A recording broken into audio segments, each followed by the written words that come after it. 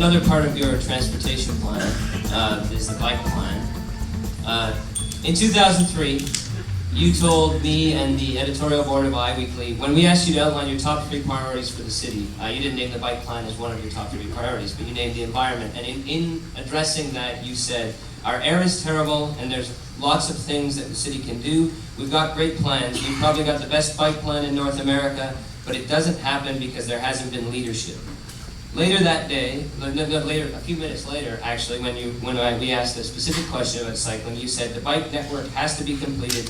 That's the way to make this safe. A lot more things can be done, I'm sure, but to me, that's the #1 priority.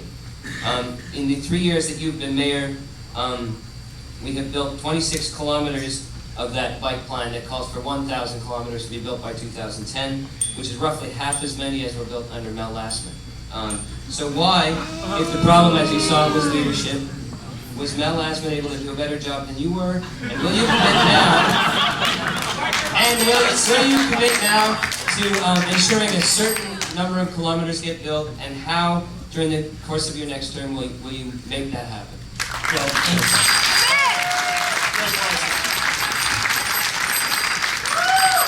That's a fair question. I must say I've been campaigning for May since May, and nobody has compared anything I've done to my predecessor yet.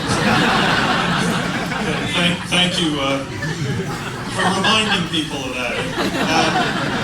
I guess first of all, my approach on this was to significantly increase the investment in the bike plan, and we added $1 million, I believe, in each budget for the bike plan, but it didn't work. And one of the reasons it didn't work in terms of creating bike lanes is a determined fight by opponents of bike lanes. And I think, so some councillors, Councillor Casotis, for example, in the last council meeting was still trying to remove the bike lanes on Cosmore, by way of notice of motion.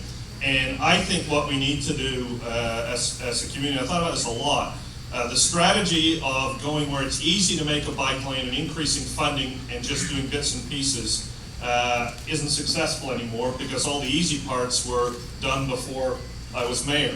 So I think it's time, not bad.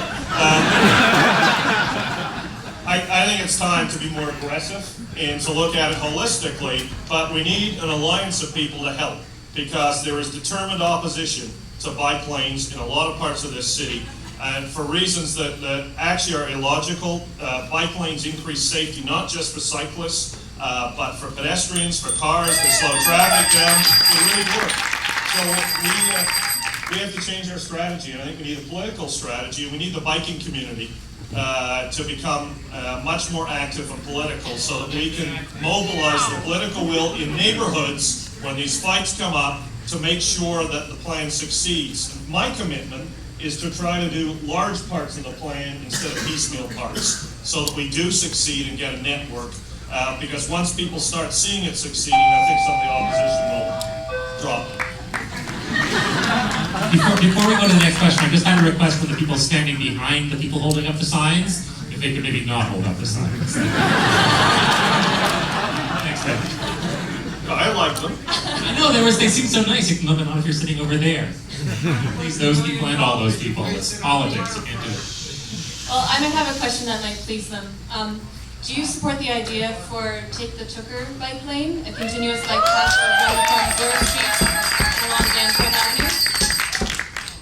I support the idea of a continuous east-west bike path. Whether we can do it on Bloor or not, I don't know. But I support the principle. We need a continuous bike path, and we need to get to that very quickly. Okay, moving on to pedestrians then. Although the official plan calls for Toronto to become a pedestrian-friendly city, at the moment, when the streets are rebuilt, the city rarely does anything to improve the street for pedestrians. Will you change city processes so that pedestrian improvements are considered and implemented in all street reconstructions and new developments as a matter of course? Yes.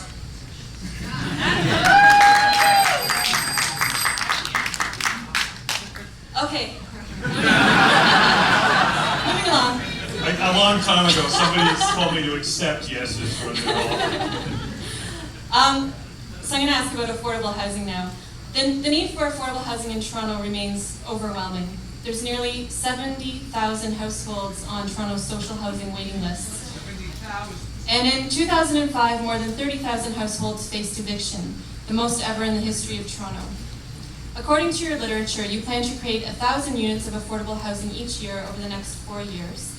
And your literature also says you'll convince the federal and provincial governments to continue funding the construction of affordable housing through the Sustainable Communities Partnership Initiative. But according to the blueprint to end homelessness, Toronto needs 3,300 new affordable homes annually to meet projected population growth, plus another 1,200 new homes to meet existing need. So given these numbers, how many affordable units do you hope to convince the federal and provincial governments to fund? What is your goal? Well, my goal for the city is the 1,000 units, because that's something we can do. And it actually takes all of our efforts and resources to make that happen. The challenge for housing has been pretty simple. In about 1993, the federal and provincial governments both got out of the housing business. And if you look at the history of this country, affordable housing has been built always, whether it's private or public, with the support of federal and provincial governments, like through the CMHC. What we've done is we've changed the way City Hall deals with affordable housing. We've created an affordable housing office to have a focus on it. We've created an affordable housing committee to make sure that some of the political and bureaucratic hurdles we get over. And housing is quite often a fight.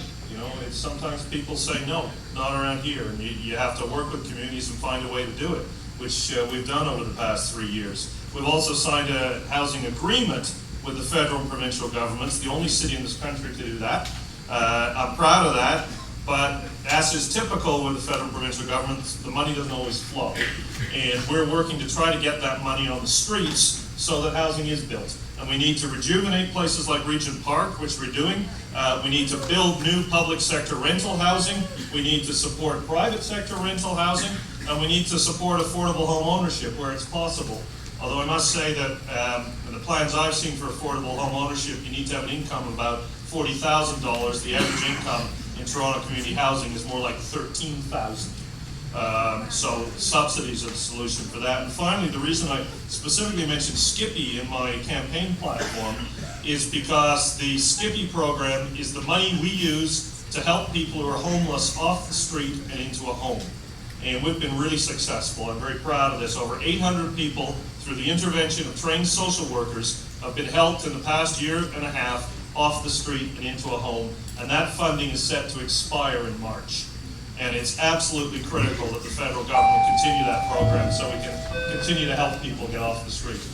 Okay, so on top of that, more than 200 U.S. cities have adopted 10-year plans to end homelessness, as have Winnipeg, Vancouver, and Saskatoon. A plan for Toronto based on over 30 years of government and community research reports has just been released by the Wellesley Institute. Do you agree that Toronto needs a plan of its own, and will you consider supporting the blueprint to end homelessness? Yes. Thank you for giving me that answer, whoever yelled out over it.